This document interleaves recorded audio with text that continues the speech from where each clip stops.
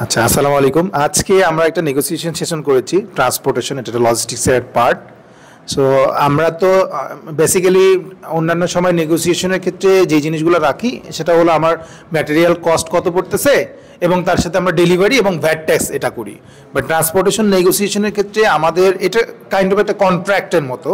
So এই contract নেগোসিয়েশনের ক্ষেত্রে আমরা আজকে নতুন যেটা শিখেছি, শুধুমাত্র যে বেস ফেয়ার এটা না, এর পাশাপাশি আমাদের যে রিস্ক ফ্যাক্টরগুলো থাকে, এটার যে একটা কস্টিং আছে এটাকে ধরে নেওয়া হয়। এবং তার পাশাপাশি আমরা যদি এখানে যে জিনিসগুলো আলোচনা করেছি, যে আমাদের ইন্স্যুরেন্স, আমাদের মানে ফুয়েল কস্ট এবং ইন্স্যুরেন্স কস্ট এগুলো কেন আসছে, এটা নিয়ে একটা দুই টিমের মধ্যে একটা ডিবেট হয়েছে যে আপনি তো এটার মধ্যে ধরলেন পার কিলোমিটার কস্ট ধরছেন, তাহলে আদার্স কেন এটা ধরছেন, কেন বেস ফেয়ার আসছে। সো এই যে আদার্স অনেক কিছু যে থাকে, খুঁটিনাটি অনেক কিছু থাকে, যে আমি যখন আমার সার্ভিসটাকে আরও বেশি দিতে চাচ্ছি, বা আমি যখন আপনি কোয়ালিটি সার্ভিস নিতে চান সেক্ষেত্রে কোয়ালিটি ভ্যালু আপনাকে দিতে হবে। এই জিনিসটা আসলে আমরা এখান থেকে আমরা জানি, বা অনেক সময় আমরা নেগোসিয়েশনের ক্ষেত্রে এই জিনিসটা শুনি যে আপনি যদি কোয়ালিটি চান কোয়ালিটিফুল প্রাইস দিতে হবে। বাট আমরা আজকে এই নেগোসিয়েশনের যে সেশনটা হয়েছে, এই সেশনের মাধ্যমে আসলেই আমরা অ্যাকচুয়ালি ডেপথে গেছি যে আসলে কোয়ালিটি সার্ভিস দিতে গেলে যে কোয়ালিটি মেনটেন করলে আমাদের যে কোয়ালিটি কস্ট একটা হয়, এক্সট্রা কস্ট হয়, এটা আসলে আমরা আজকে জানতে পেরেছি আর কি। Thank you.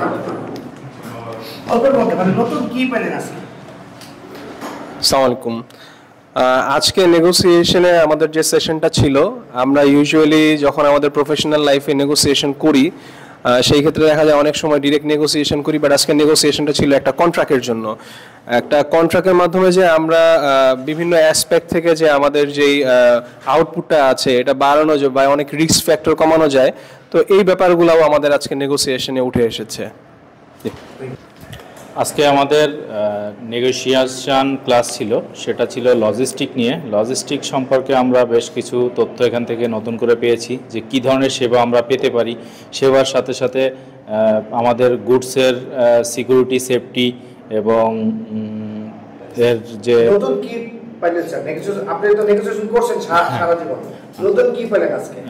নতুন পাইলাম হচ্ছে এর সাথে আরও কি কি সেবা অ্যাড করা যায় কিংবা কি কি সেবা পেতে পারি আমরা, এর যেমন ইন্স্যুরেন্স কিংবা আদার যে কিংবা কীভাবে কি খরচগুলো অ্যাড হয়, এইগুলো আমরা নতুন করে জানলাম। নতুন নতুন খরচ এবং নতুন নতুন কোন কোন বিষয়গুলো এর সাথে আরও অ্যাড করলে আরও বেশি সেবা পেতে পারি, সেই বিষয়গুলো আমরা নতুন করে জানলাম এর সাথে।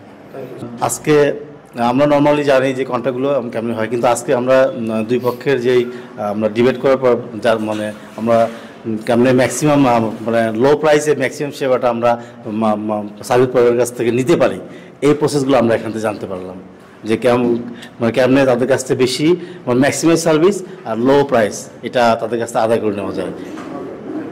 আসসালামু আলাইকুম। আসলে আমি এর আগে কখনো এরকম নেগোসিয়েশন করিনি, বা আমার একজন ধারণা ছিল না। আজকে আমি নতুন কিছু শিখলাম, ট্রান্সপোর্ট যে নেগোসিয়েট কিভাবে করতে হয়। আমরা এতদিন শুধু ভাড়ার কথাটাই জানতাম, কিন্তু ইন দ্য মিন টাইম ভাড়ার সাথে সাথে যে আরও কস্ট অ্যাড করে সাপ্লায়াররা, বাট আমাদের উচিত সেই কস্টগুলো মিনিমাইজ করে একটা প্রাইসের মধ্যে আসা, যেটা আমাদের গুড কোয়ালিটি পাবো কম প্রাইসে। তো মোটামুটি বেশ কিছু টার্মসের কথা দেখলাম যে এখানে অ্যাড হলো, যেটা আমার আগে জানা ছিল না। যেমন এখানে ইন্স্যুরেন্স আছে বা রিস্ক ফ্যাক্টর আছে, এছাড়া আদার্স আরও কিছু লাইসেন্স বিষয়, আদার্স যে কন্ডিশনগুলো আছে, দুই পক্ষের কথা অনুযায়ী আমরা একটা জায়গায় আসতে চেয়েছি। তো এই জিনিসগুলো আসলে নতুন নতুন জিনিসগুলো শিখলাম, যে শুধু ভাড়া না, ভাড়ার সাথে আদার্স আরও অনেক কস্ট অ্যাড হয়। তো সেটা নিয়েও আমাদের নেগোশিয়েট করতে হবে এবং একটা প্রাইজে আসতে হবে, যেটা আমাদের দুজনের জন্যই বেটার হয় আর কি।